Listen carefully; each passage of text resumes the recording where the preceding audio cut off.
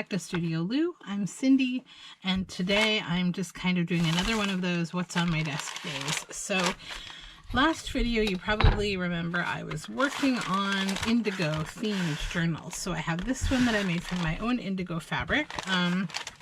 What I've done with it since last video, I had done the cover inside, but I've also put a stitch of just yellow zigzag down here for a little bit of contrast. I've done that on both sides. And then I managed to finish the journal cover for this book. So I did the same here. I actually did stitching down this side here. And I got the all of the images and the card, the cabinet card on the front. And I'm quite happy with how it looks. I think that it's going to be very cute. So yeah. Now today I wanted to prepare some papers for these journals, so I actually had a mixed up vat of basically like sort of pre-prepared indigo. So I dyed these papers for these journals, and I'm just going to fold them all now. So they are all indigo dyed paper. These ones are all flat. They were laid down flat. They were crinkled first, and then they were put into the dye bath. And then because of the crinkling of the paper, it makes the paper kind of react a little differently, and it takes the dye up differently.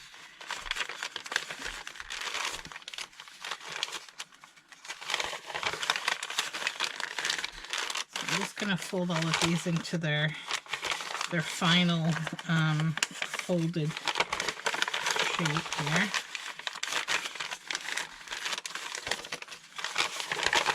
And then after I'm done with this, that one turned out really cool. I really love when this like veining kind of happens. It's really cool. Once these are done, I'm going to do something else that'll be fun with you.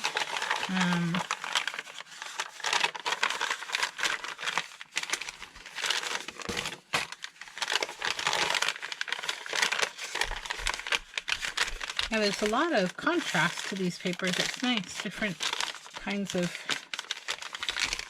things have happened. Oops. Paper's getting a little staticky, so it wants to follow me along here. Oh, a piece of paper there.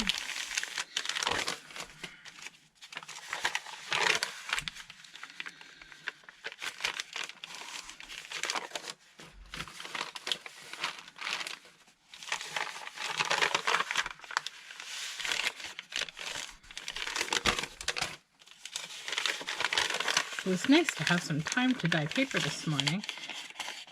I also did a batch of avocado dyed paper too. So I will have paper again. It's good. Okay.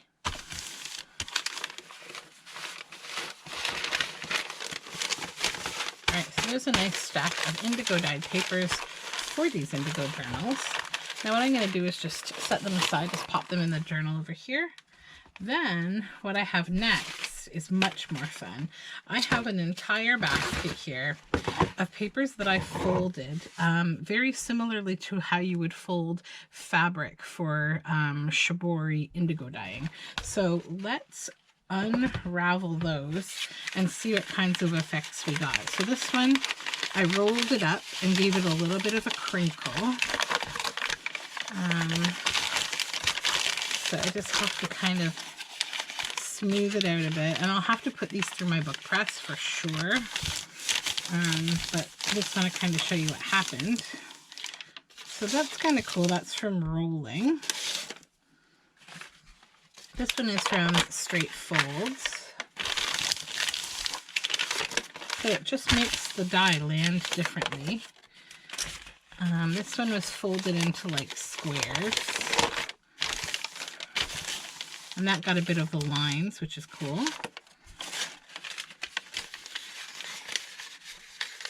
This one was sort of just angularly folded. And I think we got what we were looking for on that one. So let me see if I can just put a couple of heavy things on this. I can. Before I put them in my book press. I want to just lay them down here. And then I need something heavy, like this right here, just to hold them while I do this. That's good. And I have another one that was kind of rolled, and I kind of crinkled this one like you would like a wrapped candy. You just got to be a little careful when you're opening them so they don't rip. That's really cool.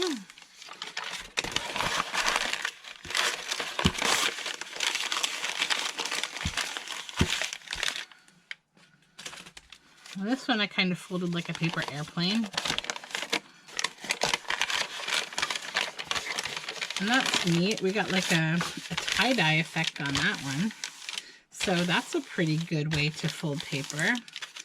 In case you're looking for a cool technique, fold it like a paper airplane. That's what you get. This one is just kind of random folded. And I think we got nice lines on that one.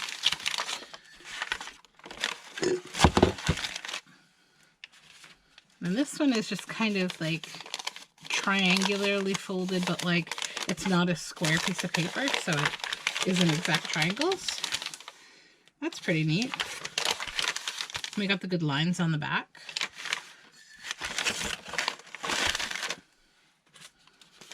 And then some rectangles.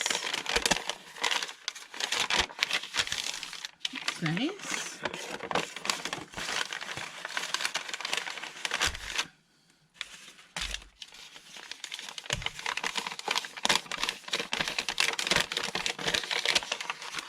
Nice.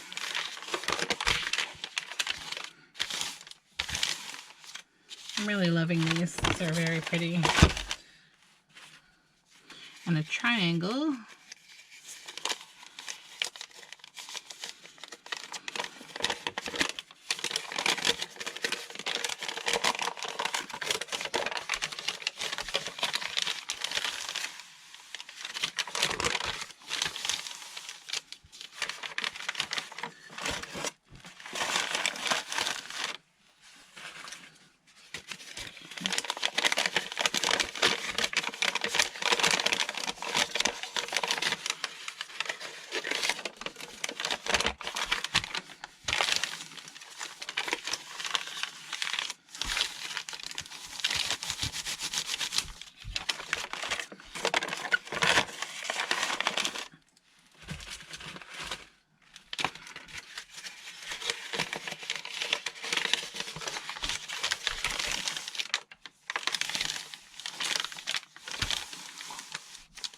That was really neat. The more crumpling you do, the more cool effects that you get. It's kind of a balance between like keeping the integrity of the paper when you're getting it wet. So if it's too crinkled, you could rip it, but if you do it just the right amount, you get some really nice effects.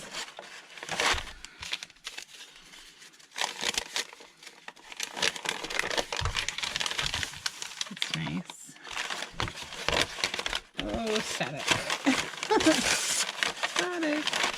There we go. Almost done here. A few more to go.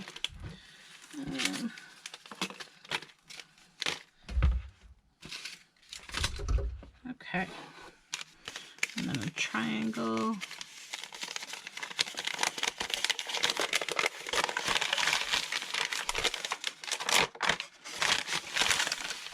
Nice. Looks like a large envelope.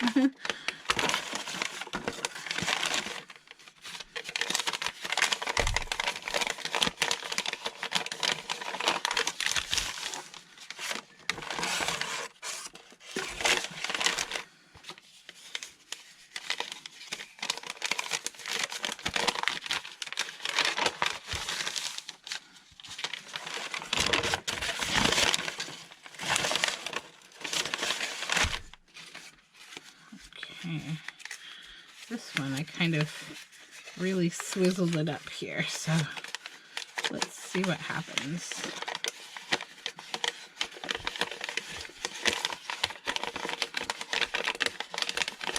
Wow, that's a cool technique, actually. And because that one was so tightly folded, it resisted the dye in a lot of places, and it gave this really cool swoosh up the paper. Okay. Very cool. That's the other side. So yeah, I think when you do the tighter rolling of the paper and you create a point, like it's very much like tie-dyeing.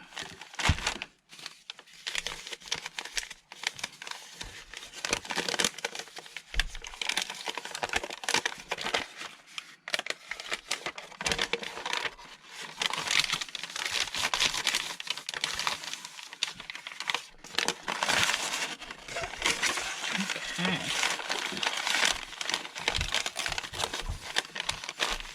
One more to go.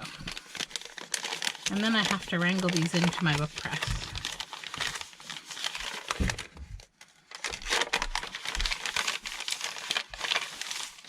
All right, yeah, so very nice. So what I might try to do is just fold them like I did these papers before I put them in my book press. That will make it easier to press them,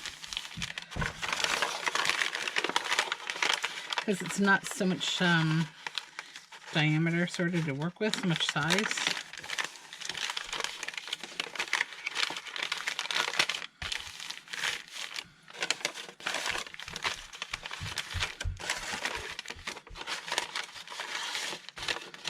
Some of them will fold easily because they were already folded on that line, but some of them will fight me because they had a different fold in them, or they were rolled.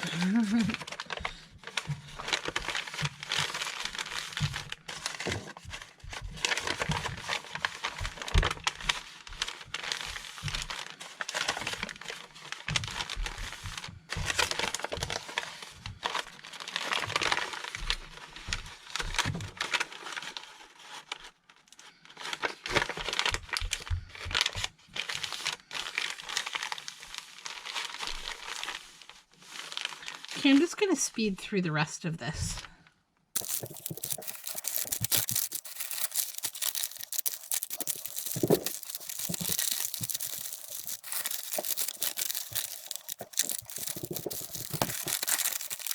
Okay, so the other thing I wanted to work on today was a project with these leaves. So I don't know exactly what kind of leaf these are. They were part of a large Christmas display, and so what I want to do with them actually is sew onto them. They're very leathery and they're brown on the back. They have a really nice Christmassy smell to them. If you know what these leaves are, leave me a comment.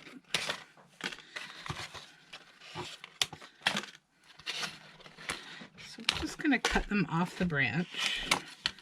The branch itself has gone the same nice brown as the back of the leaves, and it's kind of like velvety. Yeah, and it's got some kind of like a little fuzzy bud here. This one is already cracked, so I'm not going to bother with that one.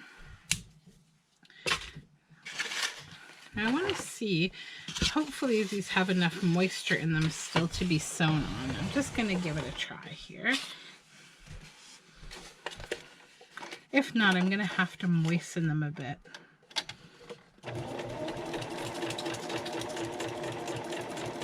This one's going okay.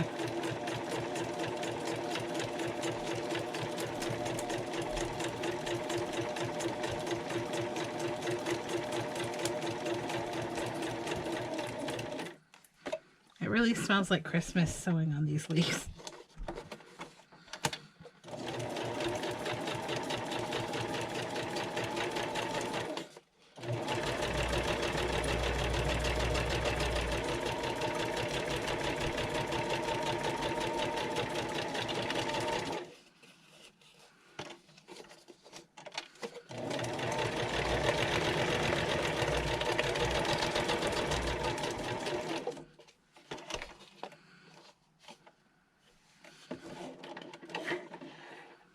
It smells very much like a pine tree. I'll just show you where we're going here with this. See? stitches on a leaf. It's actually making the leaf sort of change color while I'm doing this, which is interesting. Oops, we lost our thread. Oh, the trials and tribulations of this old sewing machine.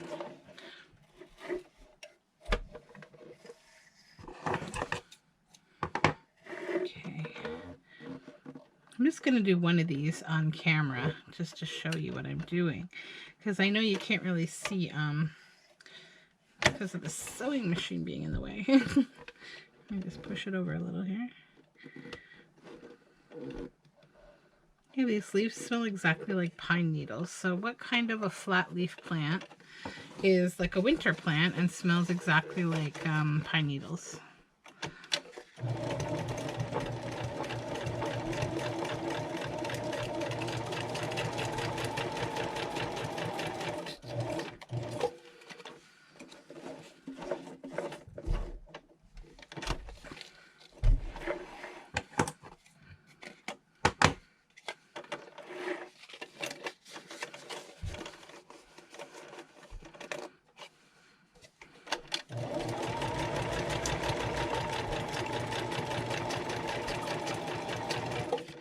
Okay. Now I may moisten the rest of these a bit so that they're a little more, they have more humidity. It'll be easier to sew on them.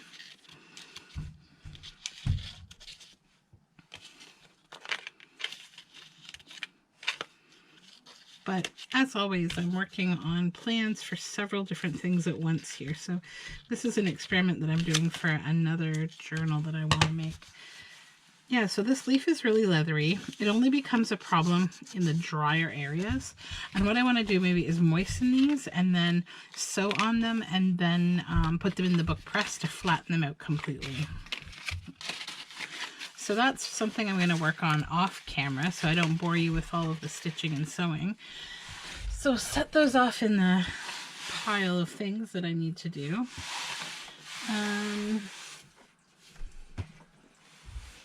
What else to work on? I'm just going to pause you while I grab another project. Okay, so I think I know what I want to do today. So I saw this magazine page and I see these two little paintings that I really like that I think I would like in the Indigo journal. So, see? If the glare is too much, I apologize. I'll turn it there. Okay, so I like those two paintings, but the rest of the page is just some kind of a weird scene that I don't care about. So what I'm going to do is turn this into a hinged larger page for this journal. So I'd want it to go to about there. Like that. Then what I wouldn't want to use would be this section. So I'm just going to move the journal now for a minute and tear that bottom piece right off because we don't need that.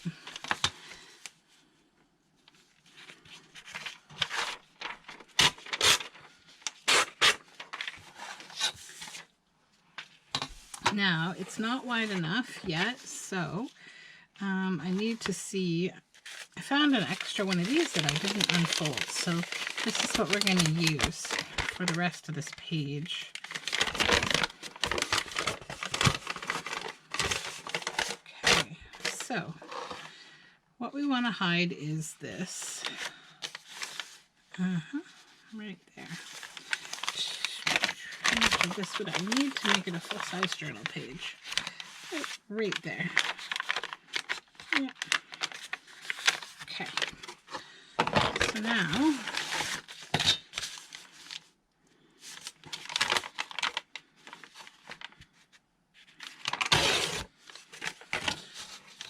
pull this piece off. Then where is glue stick? Right there. Okay, so what I'm going to do is just glue right on here.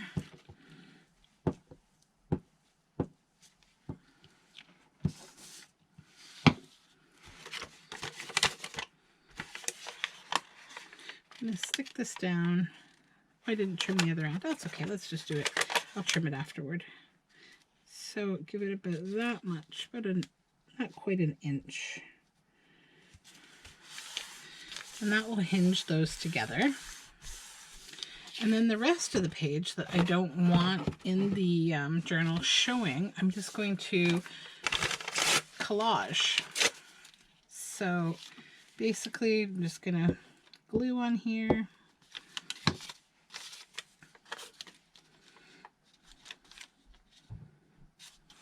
And you can do this with scraps or what have you. I'm going to use all of these pages that I've dyed for this journal. And then maybe just some randomness elsewhere. Like another magazine page that has some pink flowers. I'm just going to rip all the edges here. I want to cover up these straight edges. I don't want a lot of straight.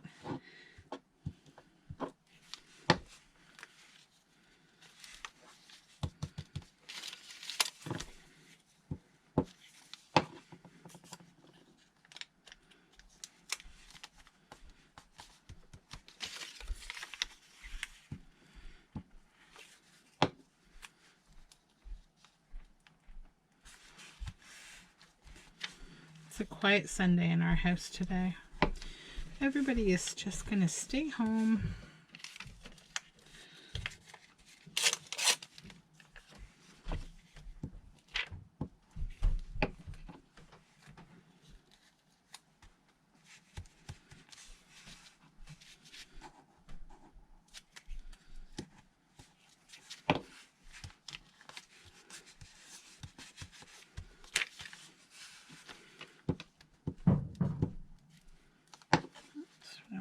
Onto the painting.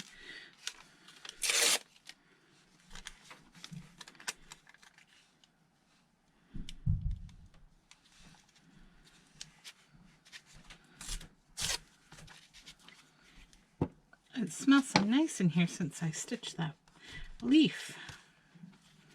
Very Christmassy.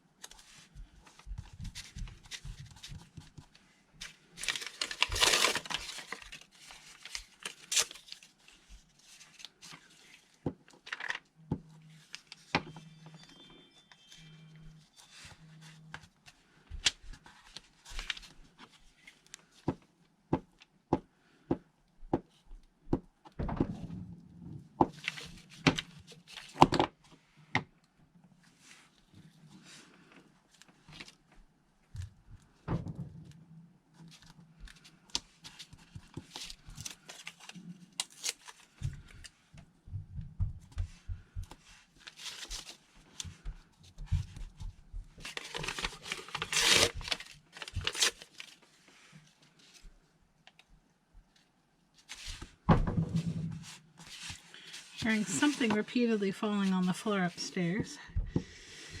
Hopefully nothing bad. Probably just either a baby bottle, a sippy cup kind of thing, or a toy, possibly a toy.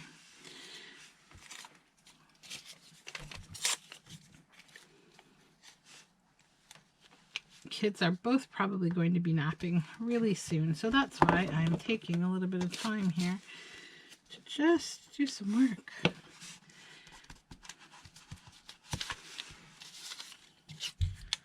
Okay, we've got the bottom mostly covered here.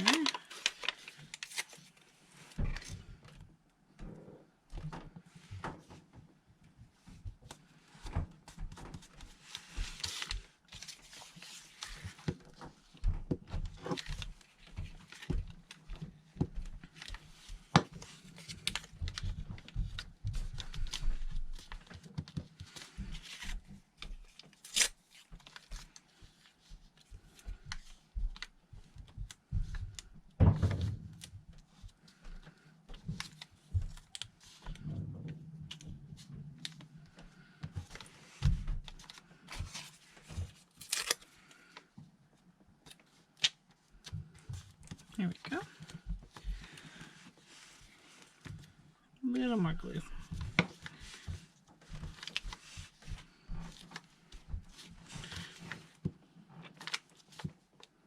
And then just along the top here, I'm going to try to cover that as well. And maybe down the middle, because that might be a little discombobulated if I leave that.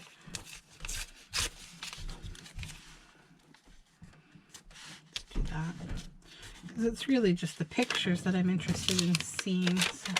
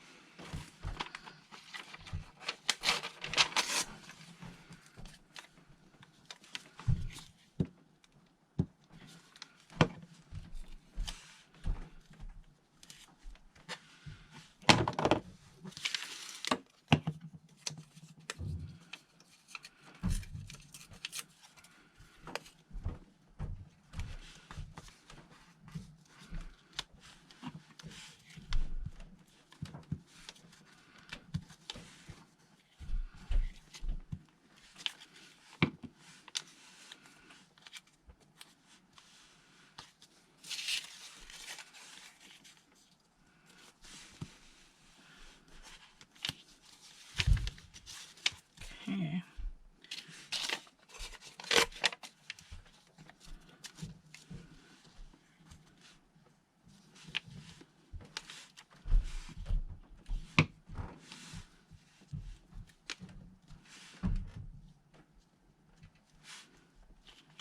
Tiny little fiddly bit here. There we go. Okay. A little sticky there. All right, I think that will do it. So now we have a collaged page with some nice artwork.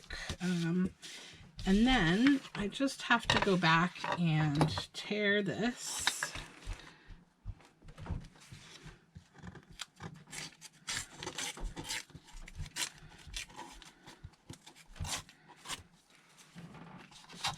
And then we want to cover the other side as well. And I've got to snip away this excess paper.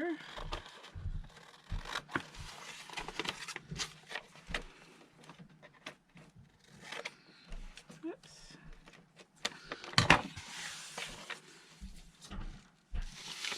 Here we go.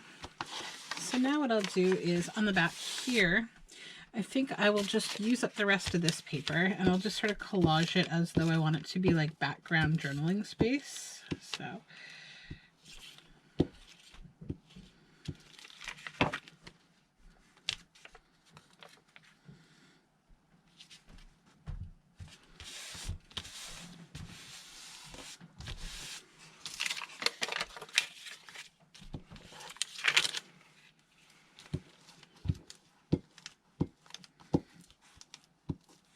This is a really good way to use like magazine pages. I mean, you can just fully cover them completely in new paper and use them as a base to thicken your paper pages, or use them as a glue book, of course.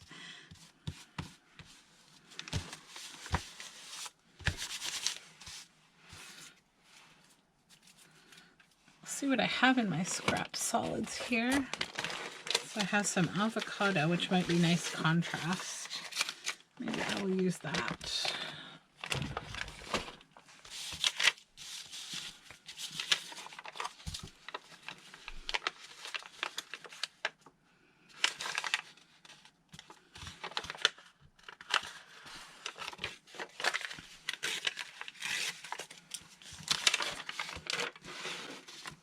So I have a whole myriad of papers. The light pink is avocado dyed. The sort of, well, indigo blue is indigo dyed, and the other blue is cabbage dyed, which is actually kind of indigo itself. So